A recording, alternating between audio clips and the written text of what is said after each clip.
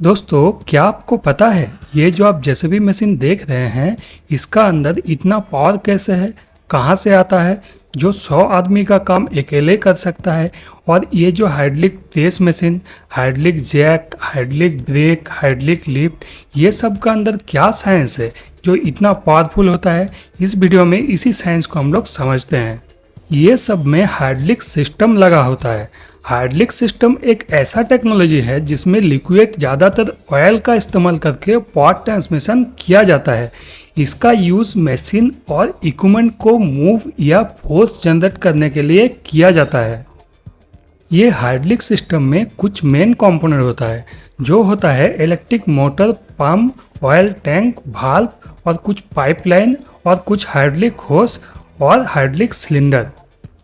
ये सब कंपोनेंट को अच्छा से इंस्टॉल कर दिया जाता है, फिर ऑयल टैंक को हाइड्रोलिक ऑयल से भर दिया जाता है। चलिए अब समझते हैं ये काम कैसे करता है। सब कंपोनेंट को अच्छा से इंस्टॉल होने का बाद रेडी कर लिया जाता है। फिर रेडी होने पर इलेक्ट्रिक मोटर को डीसी वोल्ट का सप्लाई दिया जाता है। मोटर रोटेट करता है, साथ में पंप भी रोटेट करता है, क्योंकि पंप को कपलिंग का मदद से जोड़ दिया जाता है मोटर का साथ। फिर ये दोनों साथ में ऑपरेट होता है और पंप ऑयल का प्रेशर बनाता है। फिर ऑयल का प्रेशर पाइपलाइन से आगे जाता है। आगे वाल्व कंट्रोल करता है कि ऑयल किस डायरेक्शन में जाएगा। आगे ऑयल पाइपलाइन के थ्रू जाता है हाइड्रोलिक सिलेंडर में। हाइड्रोलिक सिलेंडर में पिस्टन लगा होता है और ऑयल का प्रेशर को मूवमेंट में बदलता है। सिस्टम के मुताबिक लोड उठाना, पुश करना या किसी भी मैकेनिकल वर्क में इस्तेमाल करना। ऑयल अपना काम करके फिर दूसरा लाइन से वापस आ जाता है ऑयल टैंक में और ये प्रोसेस दोबारा फिर से स्टार्ट हो जाता है। चलिए अब इसका थोड़ा और डीप में जाकर समझते हैं। एग्जाम्पल के लिए लिया गया है हाइड्रोलिक जैक को, जिसमें एक छोटा सिलेंडर है और एक बड़ा सिलेंडर है। अगर हम छोटा सिलेंडर में 1 बार का प्रेशर लगाते हैं तो हमारा बड़ा सिलेंडर में भी 1 बार का प्रेशर ही लगेगा। तो छोटा बड़ा सिलेंडर लेके हमें फ़ायदा क्या हुआ? देखिए, इसी फायदे का बात छुपा है पास्कल्स लॉ में, जिसे प्रूव किया था ब्लेज पास्कल सर ने। उन्होंने कहा था अगर किसी क्लोज फ्लूइड सिस्टम में अगर एक पॉइंट में हम अगर प्रेशर लगाते हैं तो वो प्रेशर सिस्टम का हर एक पॉइंट में इक्वल डिस्ट्रीब्यूट होगा। चलिए अब पास्कल लॉ का अकॉर्डिंग समझते हैं।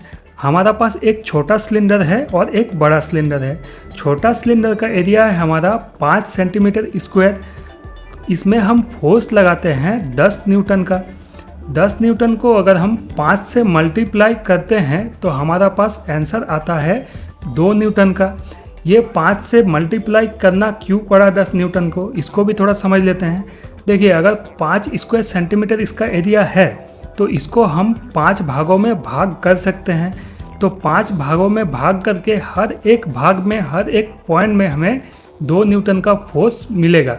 इसीलिए इसको भाग देना पड़ा इसका आंसर निकालने के लिए। तो हमारा पास फाइनल आंसर मिल गया है 2 न्यूटन का फोर्स हर एक पॉइंट में ये जनरेट कर रहा है। और ये है हमारा बड़ा सिलेंडर।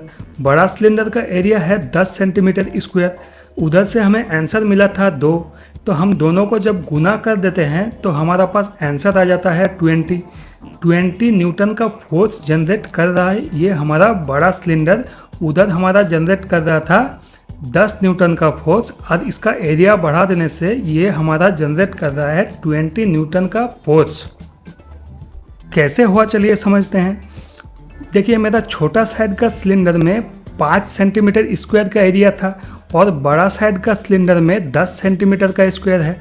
छोटा साइड का सिलेंडर में 5 को हम भाग बनाए थे, 5 को पॉइंट बनाए थे। इधर हमें 10 को भाग बनाना पड़ेगा, 10 को पॉइंट बनाना पड़ेगा। क्यों? क्योंकि इसका एरिया डबल है। तो उधर हर एक पॉइंट में हमें मिला था 2 न्यूटन का फोर्स। इधर भी हमें हर एक पॉइंट में मिलेगा 2 न्यूटन का ही फोर्स। क्यों?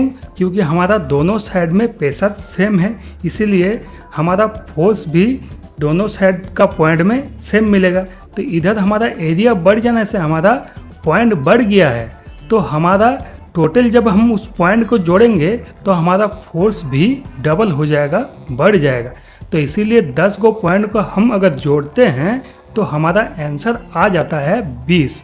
तो इधर का सिलेंडर हमें दे रहा है 20 न्यूटन का फोर्स, उधर से 10 न्यूटन से आके इधर बन जा रहा 20 न्यूटन का फोर्स, लेकिन दोनों में प्रेशर लेकिन सेम है। ठीक है, दोनों सिलेंडर में प्रेशर सेम है, लेकिन एरिया बढ़ जाने से फोर्स हमारा बढ़ गया है। तो इस बड़ा वाला सिलेंडर का एरिया को हम और भी बढ़ा सकते हैं, इसका कोई लिमिट नहीं है कितनों भी बढ़ा दे, लेकिन हमको ध्यान में ये रखना है कि हमारा छोटा वाला सिलेंडर प्रेशर को झेल पाएगा, तभी हम बड़ा वाला सिलेंडर का एरिया को उतना बढ़ा सकते हैं, ये छोटा वाला सिलेंडर का अकॉर्डिंग। इस सिस्टम में नॉन कॉम्प्रेसिबल ऑयल का ज़रूरत पड़ता है, लेकिन हाइड्रोलिक ऑयल कॉम्प्रेस होता है, लेकिन बहुत कम ना के बराबर कॉम्प्रेस होता है। एक और बात ध्यान देने वाला है, अगर छोटा सिलेंडर का पिस्टन 2 सेंटीमीटर डाउन होगा तो बड़ा वाला सिलेंडर का पिस्टन 1 सेंटीमीटर ही अप होगा, लेकिन दुगना फोर्स का साथ। इसी प्रिंसिपल का यूज़ हर एक हाइड्रोलिक एप्लीकेशन में होता है, इसीलिए ये सब जेसीबी मशीन इतना हैवी काम को कर सकता है एनर्जी कम खर्चा किए। अगर कुछ डाउट है तो कमेंट जरूर कीजिएगा, अगर वीडियो हेल्पफुल लगा है तो चैनल को सब्सक्राइब जरूर कीजिएगा। चलिए, थैंक यू, जय हिंद।